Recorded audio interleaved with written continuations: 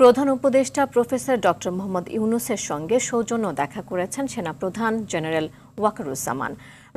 সেনাপ্রধান দেশে একটি অন্তর্বর্তী সরকারের কি একটি লম্বা সময় চান নাকি দ্রুত একটি নির্বাচন চান? একটা বিশেষ বৈঠক হয়েছে সেনাপ্রধান এবং ডক্টর মোহাম্মদ ইউনূসের মধ্যে। সেনাবাহিনী প্রধান জেনারেল ওয়াকারুজ্জামান এবং অন্তর্বর্তী সরকারের প্রধান উপদেষ্টা ডক্টর মোহাম্মদ ইউনূসের একটা বৈঠক হয়েছে রাষ্ট্রীয় অতিথি ভবন যমুনায়। আমেরিকার নিরাপত্তা প্রধান তুলসী গ্যাওয়ার্ড, তার সঙ্গে সাবেক প্রধানমন্ত্রী ভারতে যিনি পালিয়ে রয়েছেন শেখ হাসিনার বৈঠক হয়েছে এমন খবর রীতিমতো ভারতীয় গণমাধ্যমগুলো বারবার দিচ্ছে। এবং বাংলাদেশের ক্ষমতার কেন্দ্রবিন্দুতে দুজন ব্যক্তি উল্লেখযোগ্য এবং প্রধানত এই দুই ব্যক্তি, তাদেরকে ঘিরেই ক্ষমতা আবর্তিত হচ্ছে। একজন হচ্ছেন অন্তর্বর্তী সরকারের প্রধান উপদেষ্টা ডক্টর মোহাম্মদ ইউনূস, আরেকজন হচ্ছেন সেনাপ্রধান ওয়াকারুজ্জামান, জেনারেল ওয়াকারুজ্জামান এবং ডক্টর মোহাম্মদ ইউনূস। তাদের দুজনের কম্বিনেশন যত ভালো হবে তত বেশি রাষ্ট্র ক্ষমতা পরিচালনাটা ভালো হবে এবং কোনো রকম অনাসৃষ্টি হওয়া, কোনো রকম সংকট তৈরি হওয়া সেটা হবে না। এটা সবসময়ের জন্য সত্য। আমরা জানি যে সরকার প্রধানের সঙ্গে যদি সেনা প্রধানের একটা ভালো সংযোগ থাকে, সংযুক্তি থাকে, তাহলে চমৎকারভাবে দেশ এগিয়ে যায়। খেয়াল করেন, শেখ হাসিনার সঙ্গে শেষ সময় ওই 5ই আগস্ট কিন্তু সেনাপ্রধান একমত ছিলেন না। শেখ হাসিনা চেয়েছেন ক্ষমতায় থাকতে সেনা বাহিনীকে ব্যবহার করতে, সেনাপ্রধান সেটা চাননি।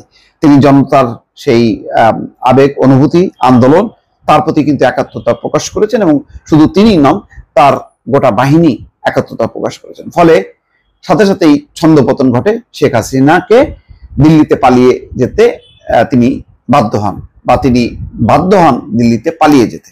তারপর ডক্টর মোহাম্মদ ইউনূস ক্ষমতায় আসেন 8 তারিখ থেকে। 8ই আগস্ট তিনি ক্ষমতা গ্রহণ করার পর এখন পর্যন্ত গত 7.5 মাসে নানা রকম গুঞ্জন আছে যে ডক্টর মোহাম্মদ ইউনূস কতদিন থাকবেন, কতদিন থাকতে চান, আর সেনাপ্রধান দেশে একটি অন্তর্বর্তী সরকারের কি একটি লম্বা সময় চান নাকি দ্রুত একটি নির্বাচন চান। তিনি একটা নির্বাচন সম্পর্কেও কথা বলেছেন, 18 মাসের মধ্যে নির্বাচন। এর মধ্যে সেনাবাহিনীর যে দায়িত্ব পালন, অর্থাৎ লম্বা সময় ধরে যে সেনাবাহিনী আইন শৃঙ্খলা পরিস্থিতি নিয়ন্ত্রণের জন্য কাজ করছে, নিয়েও নানা রকম কথা তিনি অকপটে বলেছেন। সাবেক সেনা কর্মকর্তাদের সামনে পিলখানা হত্যাকাণ্ড, আইন শৃঙ্খলা বাহিনীর ভূমিকা, সরকারের মেয়াদ, নির্বাচন, নানা বিষয়ে তিনি মুক্ত আলোচনা করার পর থেকেই কিন্তু একটি আলোচনা বিভিন্ন মহলে যে হয়তো কোনো কোনো ক্ষেত্রে ডক্টর মোহাম্মদ ইউনূস যা মনে করছেন ওয়াকারুজ্জামান সেটি মনে করছেন না। এমন যখন আলোচনা রাজনৈতিক অঙ্গনে, তখন একটা ভিন্ন চেহারায় দেখা গেল ডক্টর মোহাম্মদ ইউনূস এবং ওয়াকারুজ্জামানকে। তারা দুইজন বৈঠক করেছেন এবং যমুনায় এই বৈঠকটি হয়েছে। খবরে বলা হচ্ছে যে প্রধান উপদেষ্টার সঙ্গে সেনা প্রধানের এটি সৌজন্য সাক্ষাৎ। তবে ব্যতিক্রমী, এর আগেও ঠিক এইভাবেই তিনি ডক্টর মোহাম্মদ ইউনূস তার চেয়ারে বসেননি, তিনি অতিথিদের চেয়ারে বসেছেন এবং আরেকটি অতিথির চেয়ারে বসছেন জেনারেল ওয়াকারুজ্জামান। দুজন মুখোমুখি হয়েছেন। ডক্টর মোহাম্মদ ইউনূস তার চেয়ারে বসতে পারতেন, তার মুখোমুখি বিপরীত সাইডে বসতে পারতেন ওয়াকারুজ্জামান, কিন্তু এখানে কিন্তু যেই ছবিটা দেখা যাচ্ছে সেই ছবিতে তেমনটা না, ছবিটা খুবই ইনফর্মাল।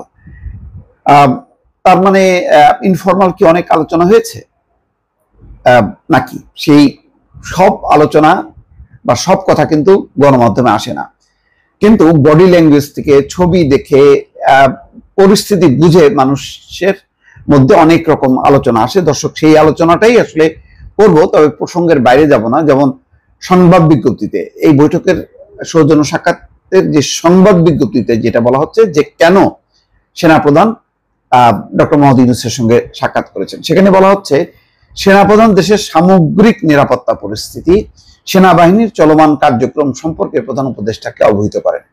পাশাপাশি দেশের উন্নয়ন এবং স্থিতিশীলতার জন্য সেনাবাহিনীর বিভিন্ন পদক্ষেপ নিয়ে আলোচনা করেন। আলোচনাকালে সেনাপ্রধান তার সাম্প্রতিক সেন্ট্রাল আফ্রিকান রিপাবলিক সফরের বিষয়ে প্রধান উপদেষ্টাকে অবহিত করেন।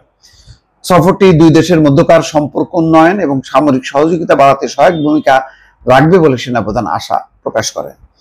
সংবাদ বিজ্ঞপ্তিতে বলা হচ্ছে, সদ্য সমাপ্ত বিবিধ বঞ্চিত সেনা কর্মকর্তাদের সুবিচার নিশ্চিতকরণ সংক্রান্ত উচ্চপদস্থ পর্ষদের মূল্যায়ন সুপারিশ এবং বিবিধ কারণে চাকরিচ্যুত জেসিও এবং অন্যান্য পদবীর সেনা সদস্যদের চলমান উচ্চ পদস্থ পর্ষদের অগ্রগতির বিষয়ে প্রধান উপদেষ্টাকে অবহিত করেন সেনা প্রধান। অর্থাৎ সেনাবাহিনীর থেকে অনেকে চাকরিচ্যুত হয়েছেন এবং সেটা যৌক্তিক নাকি অযৌক্তিক, পরিবর্তিত রাজনৈতিক প্রেক্ষাপটে সেনাবাহিনী সেটি তদন্ত করেছে, তারা একটা কমিটি করে পর্যালোচনা করেছে, সেই বিষয়টি হয়তো প্রধান উপদেষ্টাকে বলেছে।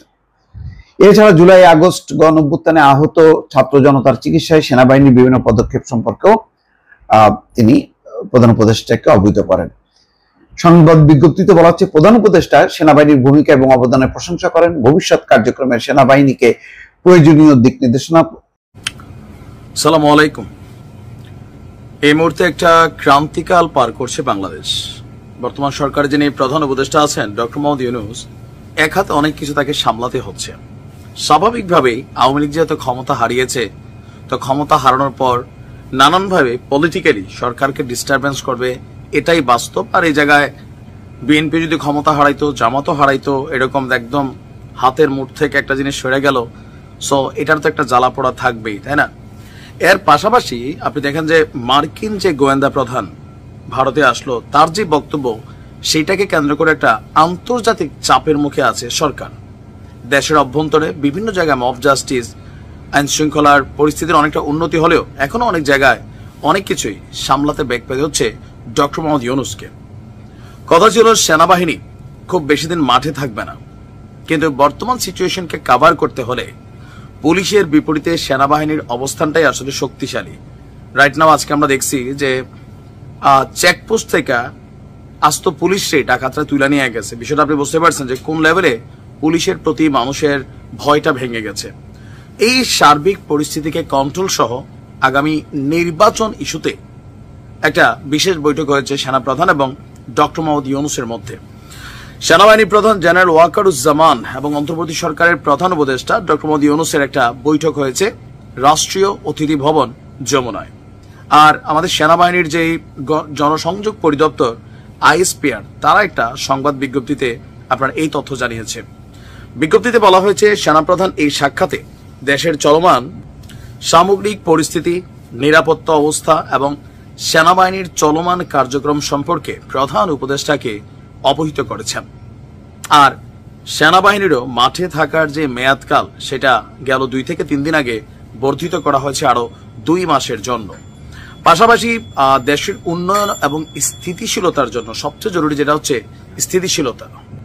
এই স্থিতিশীলতা এই মুহূর্তে বাংলাদেশে খুবই প্রয়োজন। আর স্থিতিশীলতার জন্য আইন শৃঙ্খলা বাহিনী, সশস্ত্র বাহিনী বলেন, পুলিশ বলেন, সেনাবাহিনী বলেন, বিজিবি বলেন, প্রত্যেকের মাঠে থাকাটাই আসলে এই মুহূর্তে গুরুত্বপূর্ণ হিসাবে দেখছে সরকার।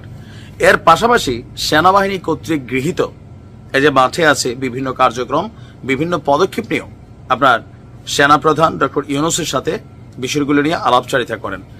সেনাপ্রধান সাম্প্রতিক সময় সেন্ট্রাল আফ্রিকান রিপাবলিকে সফর করেছিলেন, সেই বিষয়েও প্রধান উপদেষ্টাকে তিনি জানিয়েছেন।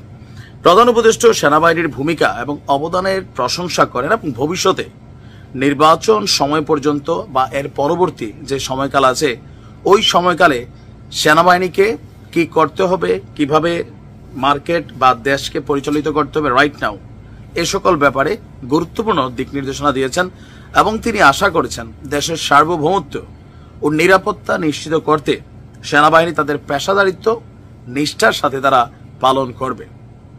তো এই বৈঠকটা খুব যে বেশি গুরুত্বপূর্ণ আবার খুব যে বেশি গুরুত্বহীন তাও না, কারণ আমরা দেখেছি গেল 7 মাসে সম্ভবত প্রতি 2-1 মাস পরপরই সেনাপ্রধান এবং প্রধান উপদেষ্টা তাদের মধ্যে বৈঠক হয়, যেহেতু আইন শৃঙ্খলার একটা বিশাল দায়িত্ব সেনাবাহিনীর উপর। সো এই জিনিসগুলো নিয়ে সম্ভবত দুজনের মধ্যে আলাপ আলোচিত হয়। আর সেনাপ্রধানকে নিয়ে নানান যে বক্তব্য আছে বা প্রোপাগান্ডা আমরা ধরতে পারি, কেউ কেউ বলছেন সত্যি, কেউ প্রোপাগান্ডা, আবার